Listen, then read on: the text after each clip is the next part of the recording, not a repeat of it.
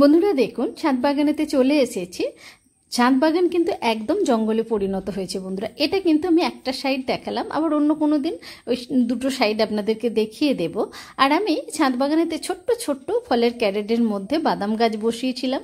বাদাম গাছ বসানোরও একটা বিরাট হিস্ট্রি আছে। ইঁদুরেতে ভীষণ উৎপাত করেছিল, বাদাম হবে নাই ভেবেছিলাম। এবারে যেহেতু গাছগুলো হয়েছে, বাড়ি থেকে বলছে চলো তোলো, দেখো কি হয়েছে, সেটাই আজকে তুলবো। আর সকালবেলায় প্রত্যেকটা বাড়ির যেটা সমস্যা যে কি রান্না হবে, ফ্রিজে গিয়ে দেখলাম কোনো সবজি নেই, তাই বললাম চলো ছাদ বাগান থেকে কি কি পাওয়া যায়, তাহলে আমাদের সেই মতো আমরা চিন্তা করব আজকে কি কি রান্না আমরা ছাদ বাগানের সবজি দিয়ে করব।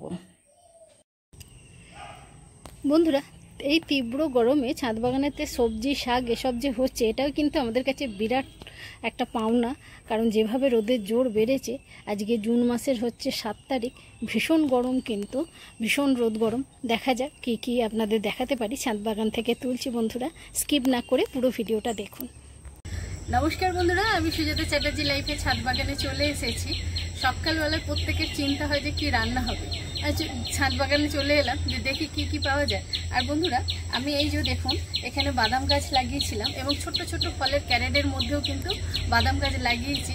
বাড়ি থেকে বলছে তুলতে, কি হয়েছে দেখতে, তা সেটাই আজকে তুলবো, সেটাই আপনাদের সামনে দেখাবো।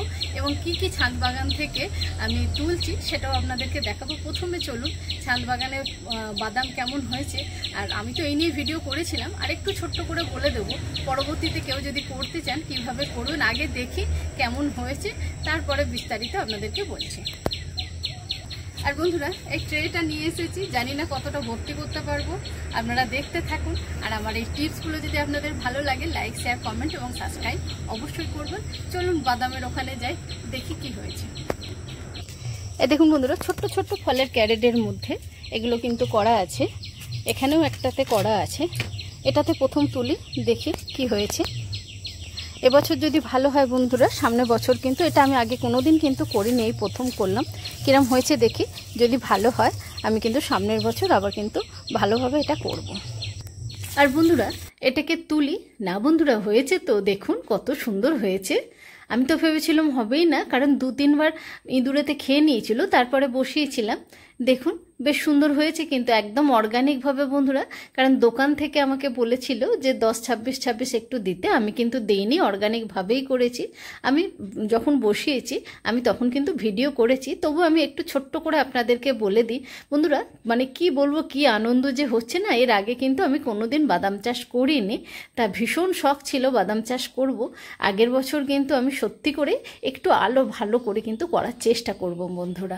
আর এখানে কিন্তু গোবর সার মাটি, আর মাটিটা হচ্ছে একটুখানি যেন বালিযুক্ত মাটি হয়, মানে বাদামটা যাতে চাড়াতে পারে। বালি মাটিতে কিন্তু বাদাম চাষ ভালো হয়।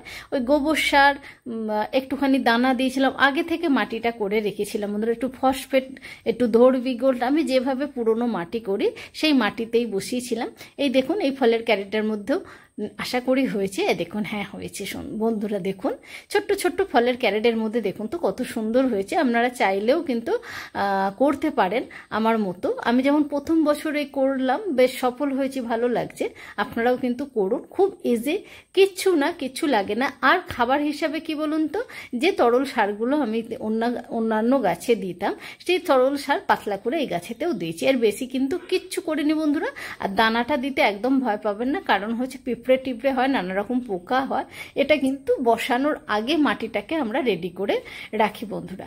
দেখুন বন্ধুরা খারাপ কিন্তু হয়নি, বেশ সুন্দর হয়েছে, ভীষণ ভালো লাগছে। আর এইটার মধ্যে বন্ধুরা ছিল আমার পেঁয়াজ বসানো, তা এই ইঁদুরে খেয়ে নিচ্ছিল বলে কয়েকটা আমি কিন্তু বাদাম এর মধ্যে দিয়ে দিয়েছিলাম, যে তার মধ্যে থেকে দেখুন গাছ হয়েছে। কীরকম হয়েছে দেখি, বেশি নেই, অল্প কয়েকটাই গাছ আছে বন্ধুরা।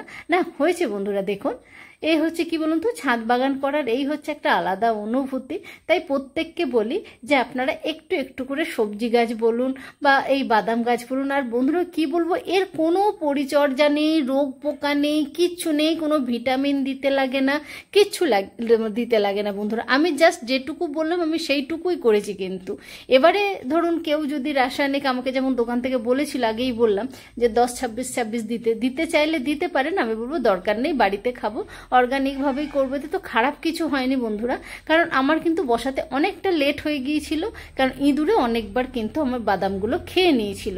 সে ভিডিও কিন্তু আমার চ্যানেলেতে রয়েছে বন্ধুরা। আর একটা ছোট্ট কালো গামলার মধ্যে রয়েছে, সেটাও তুলে নেব, দেখাচ্ছি। মানে কি বলবো, একটু করে যখনই বাদাম বেঁচে গেছে, যেখানে পেরেছি একটু করে পুঁতে দিয়েছি। না, ওই ছোট্ট ওই কালো জায়গাটার মধ্যেই রয়েছে, গামলাটার মধ্যে, আর কিন্তু কোথাও নেই। আবার দেখছি বন্ধুরা এই বাদামগুলো ফেটে কল বেরিয়ে গেছে।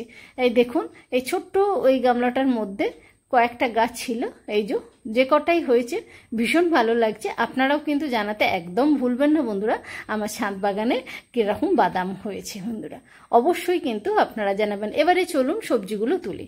দেখুন বন্ধুরা, এগুলোতে আমি কচু বসিয়েছি, আর কচুর এতে দেখুন এগুলোকে আমরা কেউ বলি কাটোয়ার ডাঁটা, কেউ বলি ডেঙ্গোর ডাঁটা। তা এই একটা তুলে নিলাম, একটাই হয়েছে, এটা কিন্তু এখানে ফেলেনি কোনো রকম, হয়তো আগে মানে যেখানে বসিয়েছিলাম সেখান থেকে হয়তো কোনো রকম বীজ চলে এসেছিল। আর এখানে দেখুন আমি তো অনেকবার এখান থেকে বরবটি তুলেছি, আবারও এখান থেকে কয়েকটা বরবটি তুলে নেব। আর বন্ধুরা ছোট্ট ছোট্ট এখন আমাদের সংসার হয়ে গেছে, টুকটাক করে ছাদ বাগানে যেগুলো হয় না, কিন্তু ভালোই কিন্তু মানে একটা আধটা দিন কিন্তু আমাদের কিন্তু চলে যায় বন্ধুরা। এতে মানে সুবিধেও হয় যে চট করে কিচ্ছু নেই, যে গেলাম ছাদ বাগানেতে, সেখান থেকে সবজি তুলে নিয়ে এলাম। আর টাটকা সবজি তুলে রান্না করার মজাটাও কিন্তু আলাদা। আগেও কিন্তু আমি এই চিচিঙ্গা কেটে দেখিয়েছি, আবার এই নতুন করে এগুলো হয়েছে, নতুন করে তুললাম। আবার দেখুন কত হয়ে আছে বন্ধুরা। যেহেতু ফলের ক্যারেটে আরেকটু বড় জায়গা হলে হয়তো বড় বড় আরেকটু হতো, কিন্তু মানে ফলের ক্যারেটেতে যতটুকু হয়েছে তাতেই আনন্দ। আর এই গাছে দেখুন একটা বেগুন তুলে নেব, এর আগে তুলে নিয়েছি, একটা বেগুন আছে, সেটাই আজকে তুলে নেব বন্ধুরা। এখনও দেখুন আমি যে চিচিঙ্গাগুলো তুলে নিলাম, এখনও কতগুলো চিচিঙ্গা কিন্তু রয়েছে। চিচিঙ্গা কিন্তু খুব সহজে হয়, আপনারা যারা পছন্দ করেন লাগাতেই পারেন, খুব সহজে হয়, এমন কিছু পরিচর্যা লাগে না। দেখুন কি কি তুলে নিলাম বন্ধুরা ছাদ বাগান থেকে। এই যে চিচিঙ্গা তুলেছি, ডেঙ্গু ডাঁটা তুলেছি, বেগুন তুলেছি, বরবটি তুলেছি, আর কয়েকটা লঙ্কা তুলে নেবো বন্ধুরা। আর বাদাম তো দেখতেই পেলেন বন্ধুরা, আপনারাও করুন, খুব সহজভাবে বাগান করুন। আর এর যে আনন্দটা, এটা না মানে ভাষায় প্রকাশ করার মতো নয় বন্ধুরা। যারা বাগান আমরা করি তারা কিন্তু জানি যে এই অনুভূতিগুলোই হচ্ছে আলাদা বন্ধুরা।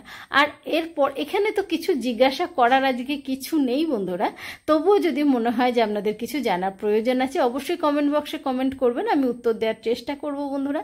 সবাইকে বলবো প্রত্যেকে গাছ লাগান, সবুজের সঙ্গে থাকুন, ভালো থাকুন, সুস্থ থাকুন। মানসিকভাবে ভীষণ সুস্থ থাকা যায় গাছ লাগিয়ে, জানেন তো, মানে কি বলবো, আমি তো ভীষণ ভালো থাকি এই গাছগুলোর সঙ্গে, তাই বললাম আপনারাও গাছ লাগিয়ে দেখুন, যারা লাগাননি এখনো বন্ধুরা লাগান। সবাই খুব ভালো থাকবেন বন্ধুরা, নমস্কার।